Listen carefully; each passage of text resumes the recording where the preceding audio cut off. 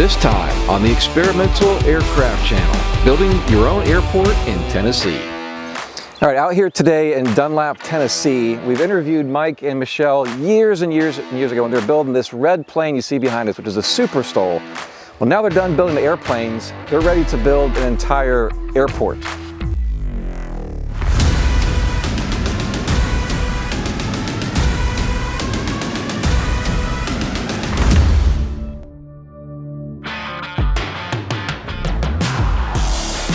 Many of us have only dreamed of building a Barndo or hangar home and having our own private runway somewhere off in the country. Well, Mike and Michelle are making their dreams a reality right here in rural Tennessee. And with the rolling hills and expansive views, what better place to build your dreams? Rocking away on your own front porch.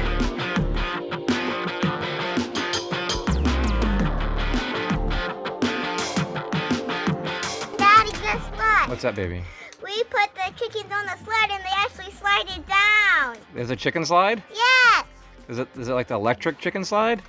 Yeah, so we're down in a little bit of a bowl here. Nothing crazy, but there are obstacles kind of all the way around that you gotta watch out for. The number one danger here for me there's some high tension power lines that run across that way, and you probably can't even see them. And that's the same way when you're flying.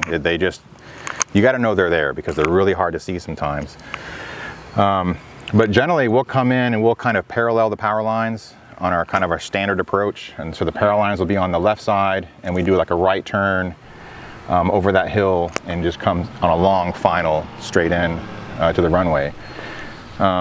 Really the trick to landing here is just to get as low as you can over the trees down by that bridge. And then you have, I don't know, 600-800 feet to get down low, and then you just drag it in. You come in between those cones down there and the ground comes up and meets you. It's pretty easy once you get down there.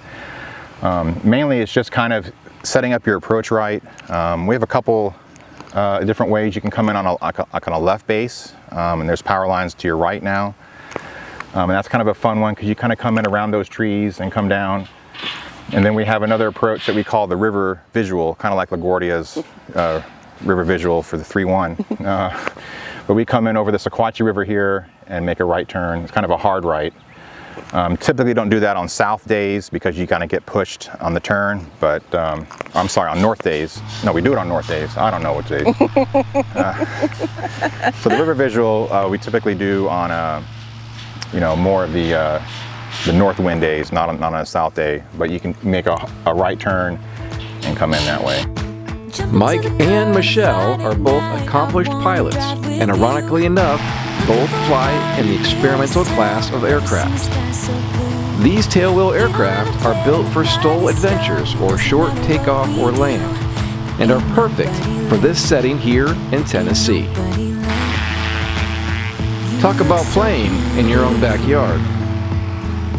And I'm so lucky to be yours. And you're taking me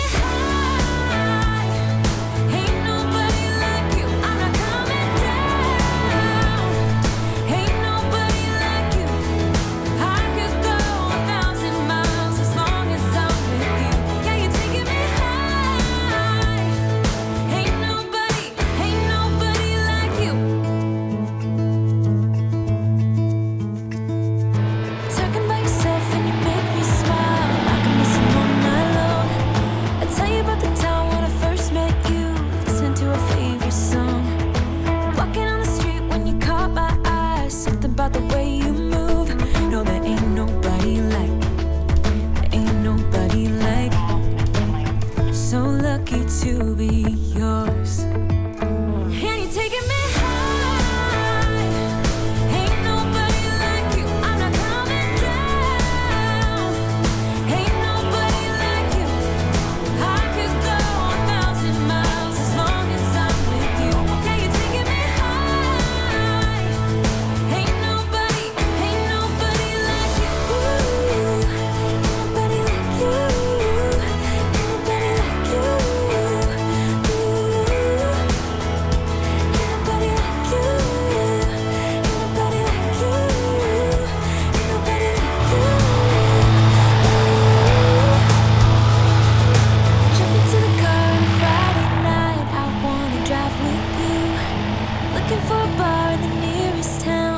seen a sky so blue. Let's talk about a few products you can absolutely use in aviation.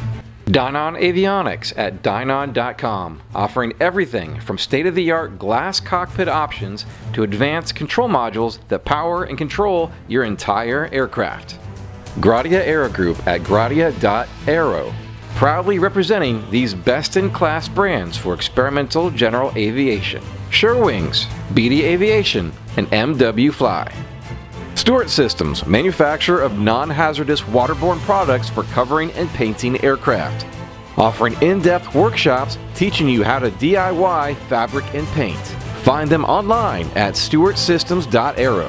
And now, working with affiliates to bring you products you need and use. Find links in the description below that will direct you to special offers. Visit us online at experimentalaircraftchannel.com for all things DIY aviation. And consider supporting us on our Patreon page to help us bring you more original aviation content. I started out in aviation as in paramotors, and I lived in Charleston and used to fly on the beach there. And it was like an hour ride to get out to the beach, and sometimes you wasted your trip, and it wasn't, the wind would blow out and you couldn't fly. So I was looking for property that I could just paramotor out of and just walk out of the house and strap on and go. And Tennessee seemed to have pretty inexpensive real estate at the time, and a place I could get 10 or so acres. And I had a buddy who used to come up here to go paragliding, which is without the motor. And he said, you should check out Dunlap, because it's like the paragliding and hang gliding capital of the East is what the nickname is. And I came up, that was like on a Wednesday. I came up that next weekend, and by Monday I had a contract on this place. And it just all happened that fast. So I came here with the intention of paramotoring, and learned while I was here to paraglide. And I haven't paramotored since. The paragliding is it's addictive. But since then, fast forward to 2019, and I went to Oshkosh in search of an ultralight. And when I was there, I discovered Just Aircraft and saw the capabilities that they had flying out of the ultralight field, and I knew that they could fly out of here. So that kind of changed my focus a little bit. And I met Michelle there that same year, and I met Chris at STOL-IT-AIRCRAFT, and he had 2 kits available, and he said, I'm going to build one, why don't you come to my shop and build the other alongside me? And it solved a lot of the problems that I had with how I could build, where I could build, because I didn't have what we're building back here yet, and so I didn't have anywhere to do it, and so it just worked out well, and here we are building an airport. Well, when he started the build, I was seeing him. We started dating, and so we stayed in the camper outside of Chris's hangar, and we're building the airplane. But I realized quickly I'm too impatient. Like, I want a plane now. So my daughter and I found Sadie on Barnstormers, and so I went down there with her, no pre-buy, I don't recommend that, and just went, she's beautiful, we'll take her.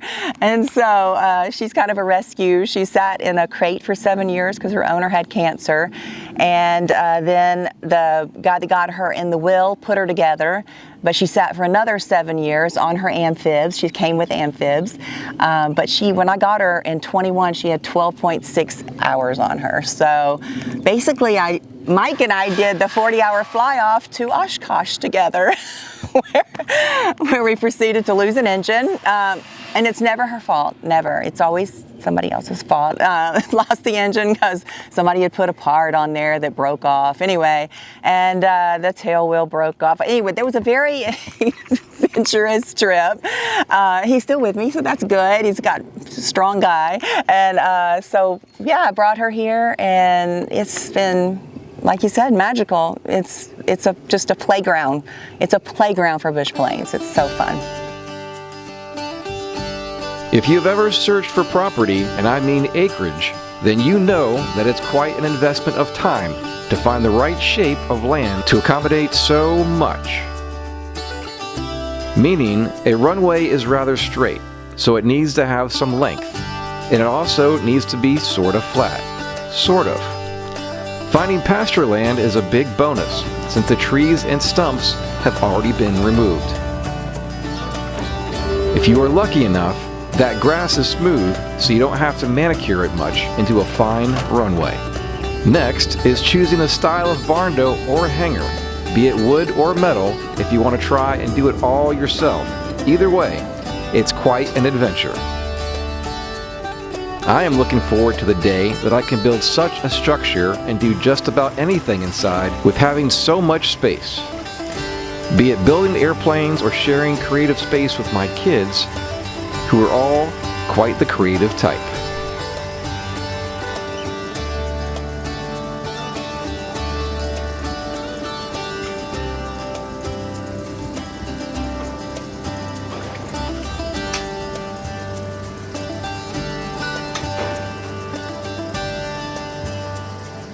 So it's a pre-engineered metal building. It's an 80 by 80 structure where 80 by 60 of it is going to be climate controls. The back 20 feet is just covered parking for tractors and that sort of thing.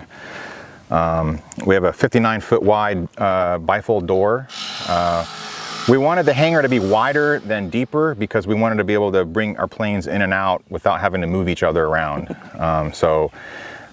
If she's traveling, I wanted to be able to pull my plane out and vice versa, and we're not doing the plane shuffle. But we're going to have a full bathroom and a utility room, workshop, all of our workout stuff in there. I do home brewing, so I'm putting a brewery in there, and Michelle has dreams of having a pickleball court in there and that sort of thing. But yeah, we both like to do a lot of fun outdoor things and camping gear and that sort of things, and we have a little 760 square foot farmhouse here. It's like a 1-bedroom, and it's just we're excited to be able to move a lot of our stuff out here. Yeah, so this is kind of the house up here. We just came down the driveway, and there's going to be a door right here. So this will be the front door where we walk in.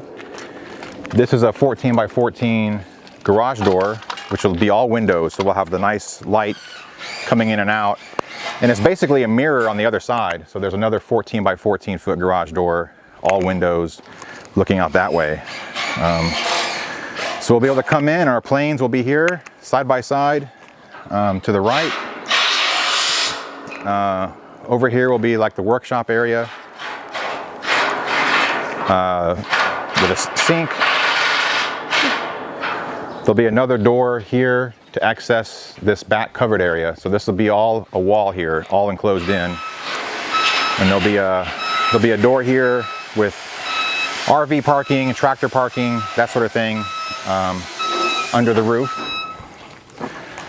And then down over here inside will be the bar, brewery, kitchen, that sort of thing. There's plumbing for a bathroom there and a utility room.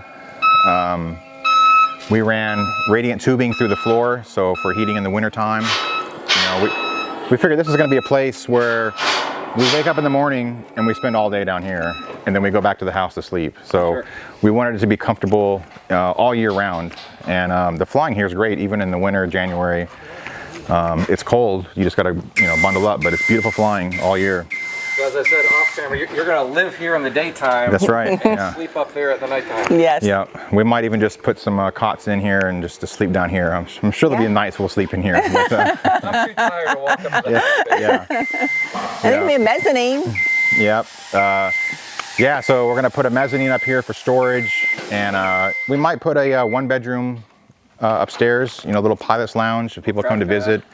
Our house, like I said, is 760 square feet. It's a 1-bedroom, so when people come to visit, we've been kind of putting them off into the RV and stuff. It'd be nice to have a little 1-bedroom place they can stay.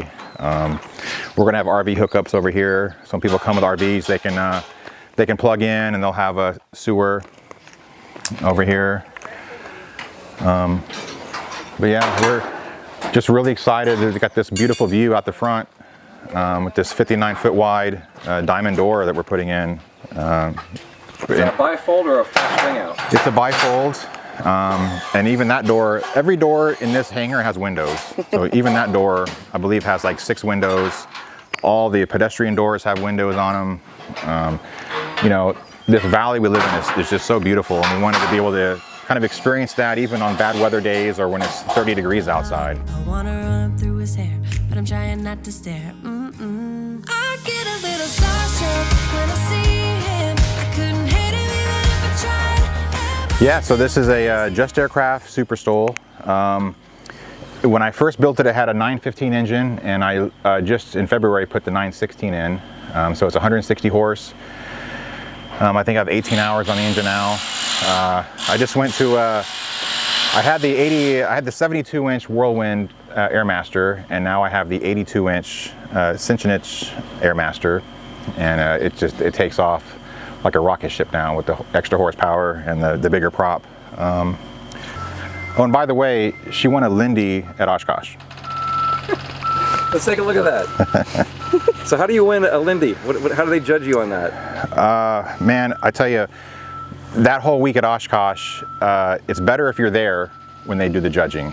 That way you can tell them about the plane. And I actually made a photo book that showed the whole process so they could see like all the work that we did on it. They like to have the cowling off so that they can look at the engine. Because if you don't have the cowling off when you're being judged at Oshkosh, they don't judge the engine. There's no way they can look at it. And that's part of the workmanship of the install, and all that is all part of it. So that year at Oshkosh, I was kind of like tethered to the plane until the judges came, and they usually came around 4 or 5 o'clock in the evening. But it was good. You had to keep it clean and all that, because every little detail matters. But I was up against a lot of stiff competition. I mean, there were a good handful of winners that year, and they were all impressive. So to be included in that same class of people was just quite an honor. But she does great. I mean, she's kind of like a little dirt bike for the sky, where you can kind of land it anywhere with the big shocks. They have 11 inches of travel. Those are the Shock Monster shocks. And that's kind of what I needed for this farm, because yes, I have this nice groomed runway, but I can also land over there, I can land up there, I can land over there, I can land across the river. We have all kinds of places in the pasture that we land all the time. And it's kind of that way in a lot of spots around the valley. So we have quite a few places we like to drop in, and whether it's someone's front yard, backyard, on a lake, to other neighbors that have strips in the valley. So I'm a pilot for a big airline. I fly the A330, and I'm a captain on it. I love it. Everybody always asks me which is my favorite thing to do, this or that. They're so different. They're both a blast. 8 hours I'm going to be, somewhere in Europe, but who knows where I'll be in Sadie. So I bought her in 2021. Off of Barnstormers. She's a 2007 Zlin Savage Classic, and she has a Rotax 912 ULS, but I put Ronnie Smith's big bore kit in her, and now she's 114 horsepower, so she's zoom zoom, and her driver's license weight's like 630, so she's super lightweight, so she really is a really good performer. I have Acme shocks, and I have the Behringer brakes, and I have the Duke prop. I had the ground adjustable prop, and then I went and got the electronics, so I have the constant speed now, and it is a game changer, because now I can get everything out of that new big bore kit that I need. She's got STOL kit on her. She's got gap seals and all sorts of STOL vortex generators up there, but I'm super happy with her. I mean, once I got her, the kinks worked out from her sitting for so long, she has been nothing but a dream. this is a registered airstrip, and that was actually a very easy process. I needed GPS coordinates and elevation data for the 2 ends of the runway. And then I think it was like an online form. It took 4 months maybe. And I had an identifier and on the chart. Okay. There are lots of places for runways because now that when Mike and I travel through Tennessee or wherever we're going, we're constantly like, There's those one. people could There's- have a beautiful there's a runway. runway. Why are they not doing that? Yeah, So we don't there's lots. understand why people don't have runways on their farm. Right.